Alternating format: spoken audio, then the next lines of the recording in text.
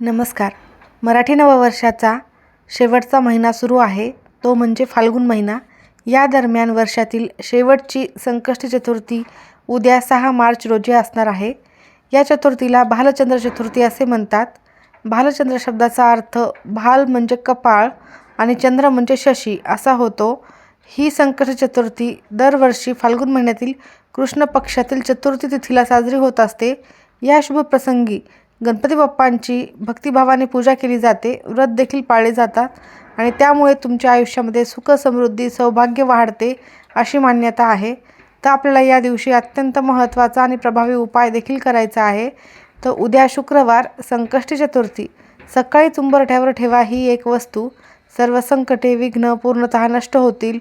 कुटुंबाची प्रगती होणार आहे हा उपाय केल्यामुळे. तर हा उपाय कसा करायचा आहे, सकाळी कोणत्या वेळेत करायचा आहे, त्याबरोबरच चंद्रोदयाची वेळ काय आहे, सविस्तर माहिती आपण या व्हिडिओमध्येच बघणार आहोत.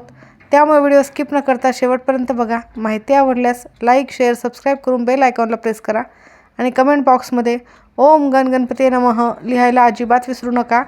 ज्योतिषाच्या मते भालचंद्र संकष्टी चतुर्थीला अनेक शुभयोग तयार होत आहेत. या शुभयोगात गणपती बाप्पांची पूजा केली जाते. गणपती बाप्पा हे बुद्धिदाता, विघ्नहर्ता आहेत.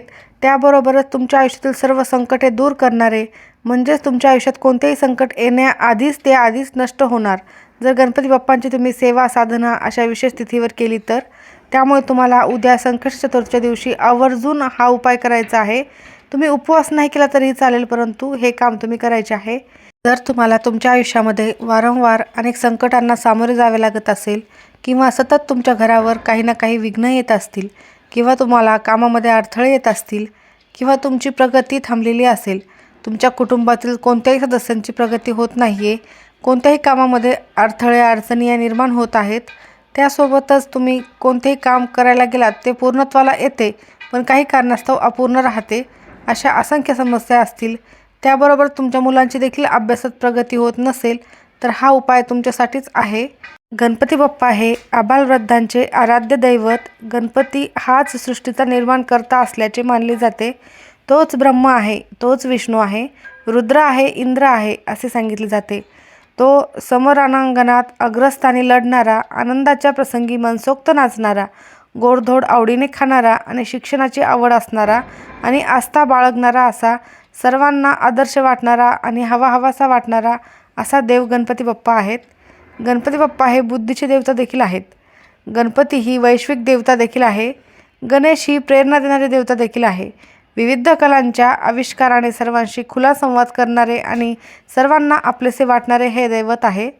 पराक्रमी असले तरी कोपिष्ट नाही, तेजस्वी असले तरी तापहीन नाही असे हे दैवत आहे. यामुळे हे देव सर्वांनाच जवळचा आणि आपलासा वाटतो. विघ्नहर्ता, सुखकर्ता गणपती बाप्पांची कृपा लाभावी यासाठी विविध प्रकारच्या उपासना केल्या जातात. यामध्ये चतुर्थी व्रताचरण करणे अत्यंत शुभफलदायी मानले जाते आणि अशा या विशेष तिथीवर काही प्रभावी उपाय जर केले तर निश्चितच त्याचा शुभ परिणाम तुमच्या आयुष्यावर तुम्हाला झालेला पाहायला मिळेल. कोणत्याही कार्याची सुरुवात करण्यापूर्वी गणपती बाप्पांची पूजन केले जाते, त्यांचे स्मरण केले जाते. जे कार्य हाती घेतलेले आहे ते निर्विघ्नपणे पार पडण्यासाठी, कोणतेही अडथळे, समस्या त्यामध्ये येऊ नये यासाठी गणपती बाप्पांची पूजा केली जाते. कार्यसिद्धी यशस्वी व्हावी यासाठी देखील गणपती बाप्पांचे आवाहन केले जाते, पूजन केले जाते. मराठी वर्षातील ही शेवटची फाल्गुन संकष्टी चतुर्थी असल्यामुळे आवर्जून हे व्रत करणे अत्यंत महत्त्वाचे आहे. वर्षभरात बाप्पांनी आपल्यावर केलेल्या कृपेसाठी कृतज्ञता व्यक्त करण्याचा हा दिवस मानला जाणार आहे. संकष्टी चतुर्थीचे व्रत कोणालाही करता येते. प्रत्येक मराठी महिन्याच्या वद्य चतुर्थीला उपवास करून गणेशाची आराधना करण्याची परंपरा आदिकालापासून चालत आलेली आहे. प्रत्येक संकष्टीला गणेश भक्त आपापल्या परीने, आपापल्या पद्धतीने गणपती बाप्पांचे भजन, पूजन करत असतात. संकष्टी चतुर्थीचे व्रत हे फार प्राचीन काळापासून चालत आलेले आहे. त्यामुळे तुम्हाला या दिवशी नक्की हा उपाय आवर्जून प्रत्येकालाच करायचा आहे. तर सकाळी हा उपाय कोणत्या वेळेत करायचा आहे? अगदी सकाळीच तुम्ही ब्रह्ममुहूर्तावर उठून हा उपाय केला तर उत्तम ठरेल. जर नाही शक्य झाले तर मग तुम्ही 11 वाजेपर्यंत कधीही करू शकता, पण शक्यतो ब्रह्ममुहूर्तावरच करण्याचा जास्तीत जास्त प्रयत्न करा. संकष्टी चतुर्थीच्या दिवशी हा उपाय करण्यासाठी सकाळी लवकर उठायचे आहे, स्नान करायचे आहे. दिवसभर तुम्हाला उपवास देखील करायचा आहे. गणपती बाप्पांची षोडशोपचार पूजा करायची आहे. शुद्ध पाण्याने, पंचामृताने गणपती बाप्पांच्या मूर्तीला अभिषेक करायचा आहे. अभिषेक करतेवेळेस गणपती अथर्वशीर्षाचे 21 आवर्तन दिले तर उत्तम ठरेल. अन्यथा ओम गण गणपते नमः या मंत्राचा कमीत कमी 108 वेळेला जप करायचा आहे. यानंतर फुले अर्पण करायची आहेत. जास्वंदाचे फूल आवर्जून अर्पण करायचे आहे. धूप दीप नैवेद्य दाखवायचा आहे. तुम्ही फळाचा किंवा पेढ्याचा नैवेद्य सकाळी दाखवू शकता. संध्याकाळी तुम्हाला मोदकाचा नैवेद्य दाखवायचा असतो. त्यानंतर आरती करायची आहे. गणपती बाप्पांचे नामस्मरण करायचे आहे. प्रसाद ग्रहण करून त्याचे वाटप देखील करायचे आहे. तर तुम्हाला आवर्जून अशा प्रकारे गणपती बाप्पांची सकाळी विधिवत पूजा करायची आहे व त्यानंतर लगेचच तुम्हाला हा उपाय करायचा आहे. संकष्टी चतुर्थीच्या दिवशी रात्री चंद्रोदयाची वेळ पाहावी आणि धूप दीप लावून गणपती बाप्पांना नैवेद्य अर्पण करायचा असतो. चंद्रदर्शन घेऊनच, चंद्राला अर्घ्य देऊनच तुम्हाला गणपतीची आरती करायची असते. जास्वंदाची फुले आणि दुर्वा वाहून उपवास सोडायचा असतो. संकष्टी चतुर्थीच्या दिवशी जास्वंदाचे फूल आणि दुर्वाची जुडी अवश्य अर्पण करावी. याशिवाय तुमचा उपवास पूर्ण होत नाही असे देखील सांगितले जाते. अगदी काही शक्य नसल्यास एकदा तरी भक्तिभावाने अथर्वशीर्ष म्हणावे आणि श्रवण देखील करावे. चंद्रदर्शन घेतल्याशिवाय उपवास सोडू नये असे देखील म्हटले जाते. संकष्टी चतुर्थीच्या दिवशी गणपती बाप्पांना 1 दुर्वाची जुडी अवश्य अर्पण करावी. शक्य असेल तर 21 दुर्वांची जुडी आवर्जून अर्पण करावी. असे केल्यास बाप्पा प्रसन्न होतात, सुख समृद्धी आणि बुद्धी प्रदान करतात असे देखील म्हटले जाते. दुर्वा अर्पण केल्याशिवाय गणपती बाप्पांची पूजाही पूर्ण होत नाही आणि पूजेचे पुण्य देखील लाभत नाही अशी मान्यता आहे. त्यामुळे तुम्ही आवर्जून दुर्वा आणि फूल अर्पण करायचे आहे. तर हा उपाय करण्यासाठी सकाळी तुम्ही गणपती बाप्पांची विधिवत पूजा करून अभिषेक करून गणपती बाप्पांना तुम्हाला पंचामृताने अभिषेक करायचा आहे. हे सर्व काम झाल्यानंतर जास्वंदाची फुले दुर्वा वाहून झाल्यावर हळद कुंकू अक्षता फुले सर्व साहित्य वाहून झाल्यानंतर लगेचच हा उपाय करायचा आहे. तर हा उपाय करण्यापूर्वी तुम्हाला सर्वप्रथम दिवा प्रज्वलित करून घ्यायचा आहे. तुम्ही अभिषेक करत असताना दिवा हा प्रज्वलित केलेला असणारच आहे. तर तुम्हाला एक दिवा घ्यायचा आहे. मातीची पंती घेतली किंवा निरांजन घेतली तरीही चालेल. कोणत्याही धातूचा दिवा तुम्ही घेऊ शकता. त्यामध्ये तुम्हाला शुद्ध गाईचे तूप टाकायचे आहे. गाईचे तूप नसेल तर इतर कोणतेही चांगले तूप तुम्ही टाकू शकता. त्यामध्ये तुम्हाला एक फुलवात लावायची आहे. त्यानंतर एका प्लेटमध्ये थोडेसे तांदूळ घ्यायचे आहेत किंवा तुमच्याकडे मसुराची डाळ असेल तर ती देखील घेऊ शकता आणि त्यावर तुम्हाला हा दिवा ठेवायचा आहे.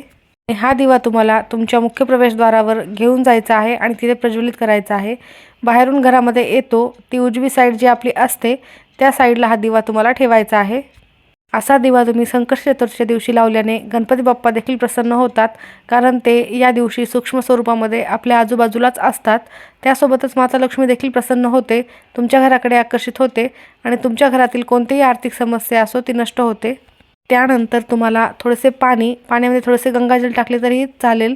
ह्या पाण्याने तुम्हाला उंबरठ्यावर शिंपडून स्वच्छपणे पुसून घ्यायचे आहे. त्यानंतर एका वाटीमध्ये थोडीशी हळद, त्यामध्ये थोडेसे गंगाजल, थोडेसे गोमूत्र टाकायचे आहे आणि याची पेस्ट बनवायची आहे. गुलाबजल असेल तर ते देखील आवर्जून टाकायचे आहे आणि याचं उंबरठ्यावर लेपन करून घ्यायचं आहे. प्रत्येकालाच माहीत आहे की उंबरठ्यावर कसे लेपन करतात ते.